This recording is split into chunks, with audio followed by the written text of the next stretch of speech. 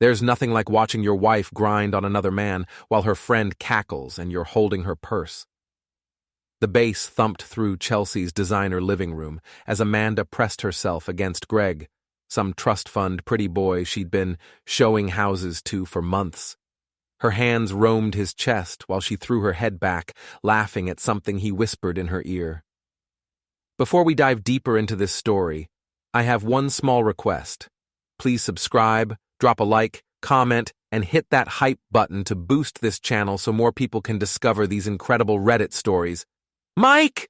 Chelsea shrieked over the music, stumbling toward me with a martini sloshing in her manicured hand. Isn't this party amazing? Your wife is having such a blast! I watched Amanda's performance, my jaw clenched tight enough to crack teeth. 22 years of marriage, and she was acting like a college sorority girl at her first kegger. She certainly seems liberated, I muttered, shifting her coach purse to my other shoulder. Chelsea giggled, the sound like nails on a chalkboard. Oh, she's been talking about Greg all week. Such a catch, you know? Young, successful, drives that gorgeous Porsche. Amanda spun around then, her face flushed with alcohol and excitement. When she saw me watching, her expression shifted to pure annoyance. Ugh, she said loud enough for half the party to hear. I wish I'd come alone and I'd be having so much more fun.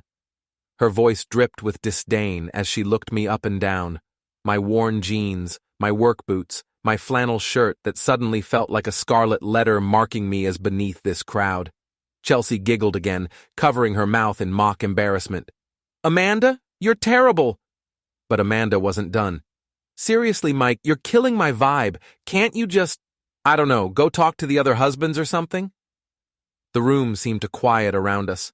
I felt eyes turning our way, whispers starting. Greg smirked behind Amanda, his arms still wrapped possessively around her waist.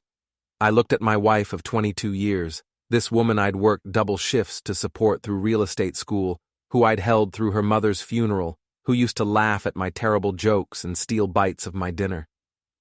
Enjoy, I said simply, setting her purse on Chelsea's marble countertop. What? Mike, where are you going? But I was already walking away, pushing through the crowd of designer dresses and craft cocktails, heading for the front door.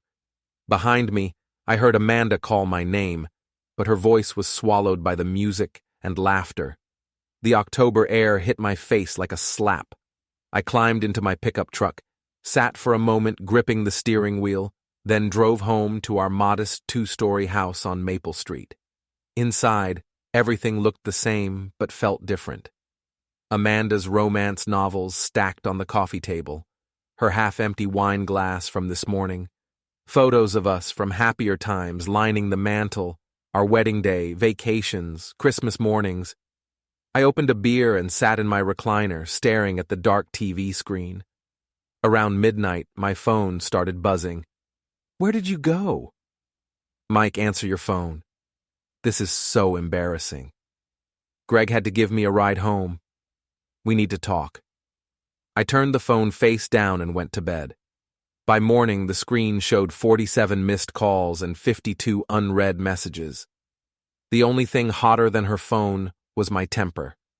Amanda stumbled through the front door at 6 a.m., still wearing last night's little black dress, her makeup smeared and her hair a mess. Mike, we need to talk, she said, kicking off her heels. Do we? I was sitting at the kitchen table with my coffee and the newspaper, acting like this was any other Sunday morning. You can't just leave me at a party like that. It was humiliating. I looked up from the sports section. Humiliating for who, exactly? Don't be dramatic. You're overreacting to nothing. Greg's just a friend, a client. You're being paranoid. Paranoid. I repeated the word slowly. Is that what we're calling it? Amanda poured herself coffee with shaking hands. You've been distant lately, cold. Maybe if you paid me more attention, I wouldn't need to find it elsewhere. Find what elsewhere? Conversation? Fun? Someone who appreciates me? I folded the newspaper carefully. By grinding on him in front of half the town? We were dancing. That wasn't dancing, Amanda. That was foreplay with an audience.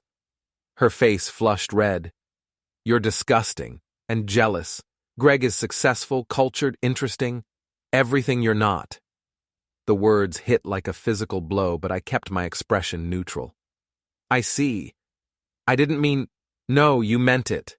I stood up. I'm going to the garage. We'll talk when you're sober. But as I drove to my auto shop, Amanda's words echoed in my head. Everything you're not. 22 years of marriage, and apparently I wasn't enough. Wasn't successful enough, interesting enough, cultured enough. My phone buzzed with a text from Ray, my old friend who owned Murphy's Bar downtown. Heard about last night. You okay? I texted back. Been better. What did you hear? Amanda and some young guy got pretty cozy after you left. Sorry, man. So it wasn't just my imagination. Half the town had witnessed my humiliation. That afternoon, I did something I'd never done before. While Amanda was at her Sunday yoga class, I went through her things. Her purse, her dresser, her laptop. What I found made my blood run cold. Hidden in her jewelry box was a second phone I'd never seen before. When I powered it on, months of text messages loaded. Can't wait to see you again. Mike's working late. Come over. You make me feel alive again. I wish I could leave him. The messages went back 4 months. 4 months of lies, of late nights showing houses, of her coming home smelling like expensive cologne. But the worst was a photo, taken in what looked like Chelsea's guest bathroom. Amanda and Greg, both in their underwear, Amanda's legs wrapped around his waist as they kissed. The timestamp showed last night, around 11 p.m., an hour after I'd left the party. My hands were shaking as I scrolled through more messages. Amanda had told Greg things about our marriage, our finances, our private moments. She'd mocked my work, my appearance, my performance in bed. Mike's so boring. All he talks about is carburetors and football. I deserve better than this life. Sometimes I pretend you're there instead of him. I put the phone back exactly where I found it and sat on our bed, staring at the wall. 22 years, 2 decades of my life, and she'd been planning her exit strategy for months. But Amanda had made one crucial mistake. She'd underestimated the boring mechanic she was so eager to leave behind. Ray was waiting for me at Murphy's Bar that evening, nursing a whiskey. You look like hell, he said, as I slumped onto the bar stool beside him. Feel worse? I ordered a beer. Ray, hypothetically speaking, what would you do if you found out your wife was cheating? Hypothetically? Ray's weathered face creased into a grim smile. He'd been a cop for 20 years before buying the bar. I'd make sure I had all my ducks in a row before I did anything stupid. What kind of ducks? Evidence, documentation, financial records. You want payback? Don't swing wild, Mike. You want them to bleed, not you. Over the next week, I became a different person. The boring, predictable Mike that Amanda was so eager to escape transformed into something else entirely. Someone calculating, patient, methodical. I started with the finances. Our joint checking account showed withdrawals I didn't recognize. Expensive dinners at restaurants I'd never been to, hotel charges, a jewelry purchase for $800, jewelry I'd never seen Amanda wear. She hadn't just cheated with Greg, she'd paid for the privilege with our money. I quietly moved half our savings into a separate account, documented every suspicious charge, made copies of everything. Then I started working on Greg. It wasn't hard to find information about him. Social media made it easy. Greg Whitmore, 39 years old, trust fund baby, who played at being a real estate investor. Drove a red Porsche 911, lived in a downtown loft, and had a reputation for chasing married women. His weakness was his image. Everything had to be perfect, expensive, impressive. His car was his pride and joy, detailed weekly and parked in the same spot at his favorite coffee shop every morning. On Wednesday morning, I paid Greg's Porsche a little visit. I didn't damage it. I'm not a vandal. But I did make some modifications. A small hole in the air conditioning line, filled with biodegradable glitter. A few adult toys duct-taped under the chassis where they'd fall off in traffic, and a note tucked under his windshield wiper. "Hope you're enjoying the fun. A concerned friend." By noon, half the downtown area was buzzing about Greg Whitmore's glitter-bombed Porsche and the adult toys scattered across Main Street. Someone had posted a video on social media that went viral locally. Amanda came home that evening in a foul mood. "Did you hear about Greg's car?" she asked, trying to sound casual. "Greg who?" I was reading the newspaper, not looking up. "My client. Someone vandalized his car. It's terrible." "Probably just kids," I said. "You know how they are these days." But Amanda wasn't convinced. Over the next few days, she became paranoid, jumpy. She started checking her phone constantly, looking over her shoulder. The perfect little affair was developing cracks. Then Chelsea called me. "Mike, I'm worried about Amanda," she said, her voice tight with fake concern. "She seems unstable lately. People are talking." "What kind of talking?" "Well, you know how small towns are. The thing with Greg at my party and now with his car. People are putting two and two together." I almost smiled. The gossip network that had humiliated me was now working in my favor. "I'm sure it's just stress," I said. "You know how Amanda gets. Maybe you should talk to her before this gets out of hand." But it was already out of hand. Amanda's boss at the real estate agency had started asking questions. Her behavior was affecting her professional reputation. Clients were requesting different agents. The following Friday, Amanda was hosting an open house for $1 million property on the Hill. I decided to attend. I arrived just as the event was hitting its stride. Potential buyers wandered through the house, Amanda playing the perfect hostess in her designer suit and practiced smile. "Mike," she said when she saw me, her voice strained. "What are you doing here?" "Just curious about the property," I said loudly enough for others to hear. "And I brought something to share." I pulled out my phone and connected it to the house's Bluetooth sound system. Amanda's face went white as she realized what was happening. "Mike, don't—" But it was too late. The audio file I'd recorded from her secret phone began playing through the speakers, Amanda's voice, crystal clear, telling Greg exactly what she thought of her boring husband and their dead-end marriage. The room fell silent. Potential buyers stopped mid-conversation. Amanda's colleagues stared in shock. "Turn it off!" Amanda lunged for my phone, but I stepped back. "I thought everyone should know what kind of service they're really getting," I said calmly. The recording played for 30 seconds before I stopped it. 30 seconds that destroyed Amanda's professional reputation and social standing in one devastating blow. People began filing out of the house. Amanda stood in the center of the empty living room, tears streaming down her face. "You bastard," she whispered. "You've ruined everything." "No," I said, pocketing my phone. "You did that all by yourself. I just provided the documentation." That weekend was the annual Harvest Festival downtown. The whole town would be there, including Amanda, Greg, and Chelsea. It was time for the final act. I found Greg by the beer tent, trying to act normal despite the whispers and stares following him everywhere. His Porsche incident had made him a laughingstock, and now the audio from Amanda's open house had connected all the dots. "Greg," I called out cheerfully, walking over with a beer in my hand. "How's it going, buddy?" He turned pale when he saw me. "Mike, listen, I can explain." "Explain what? That you've been screwing my wife for 4 months? That she used our joint account to buy you expensive dinners and gifts? That you two have been laughing about what a boring loser I am?" People around us were starting to notice. Greg glanced around nervously. "It wasn't like that," he said weakly. "Really? Because I have about 300 text messages that say otherwise." Greg tried to back away, but I stepped closer. Not threatening, just close enough that he had to look me in the eye. "You thought you were so clever, didn't you? Taking advantage of a lonely housewife, making her feel special. But you made one mistake, Greg." "What's that?" You underestimated the boring mechanic. Before he could react, I accidentally bumped into him, causing him to stumble backward into the beer tent's support rope. The rope caught him behind the knees, and he went down hard, landing in a puddle of spilled beer and mud.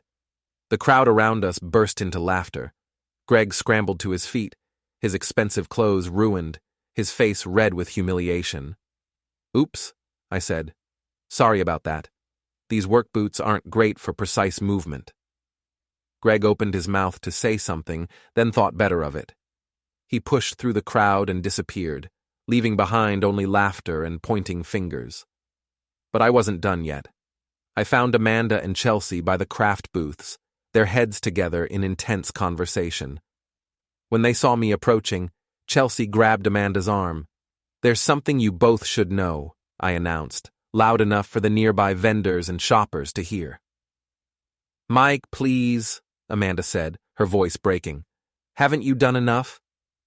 "Not quite." I pulled out my phone again. "See, I found something interesting on Amanda's secret phone. Chelsea, you might find this particularly educational." Chelsea's face went white. "What are you talking about?" I started reading from the screen. "Text from Amanda to Greg, dated 3 weeks ago. Chelsea has no idea we're using her house for our meetings.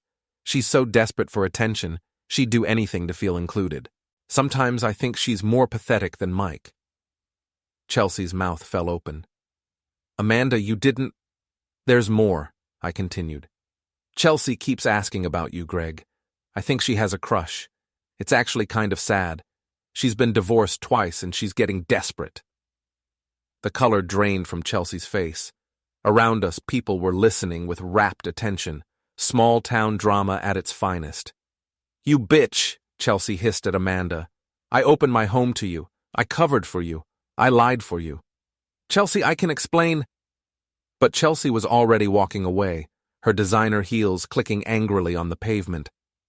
Amanda turned to me, tears streaming down her face. "Why are you doing this?" "Because," I said, my voice calm and steady. "You wanted to know what you were missing. You thought the grass was greener with Greg, that I was holding you back from some better life. Well, congratulations, you're free to find out." I pulled the divorce papers from my jacket pocket and handed them to her. "These are divorce papers," I said. "I'm filing for divorce on grounds of adultery. I'm keeping the house, half the assets, and my dignity. You get to start over with nothing, just like you wanted." Amanda stared at the papers, her hands shaking. "The best part?" I continued. "Greg's already moved on. He called you yesterday to end things. Check your secret phone. Oh, wait, you can't. I turned it over to my lawyer as evidence." Amanda's legs gave out. She sank onto a nearby bench, the divorce papers scattered around her feet. I looked down at the woman I'd loved for 22 years, who'd thrown it all away for a few months of excitement with a trust fund playboy. "You called me boring, Amanda. Predictable. Everything you weren't looking for. But boring doesn't mean stupid, and predictable doesn't mean pushover." I walked away, leaving her sitting alone on the bench as the harvest festival continued around her. People were already starting to whisper, to point, to spread the story that would follow her for years. By Monday morning, Amanda had moved out of our house and into a cheap apartment across town. Greg had left for Boston, claiming a business opportunity. Chelsea wasn't speaking to either of them. I went back to my garage, back to my routine of carburetors and oil changes. But something had changed. The other mechanics looked at me differently now. Customers treated me with new respect. Word had gotten around about how the quiet mechanic had outmaneuvered the cheating wife and her rich boyfriend. Ray stopped by that afternoon with a 6-pack of beer. "So," he said, settling into a folding chair in my garage, "how does it feel to be the most talked-about man in town?" I wiped my hands on a rag and accepted a beer. "Different. Good different. You know what the best part is?" Ray grinned. "Amanda's real estate license is under review. Turns out using client relationships for personal affairs is against professional standards. And Greg's ex-wife in Boston heard about his little adventure here. She's reopening their divorce settlement. I almost felt sorry for them. Almost. They called me the villain, I said, taking a long drink of my beer. But tonight, I'm the hero of my own disaster movie.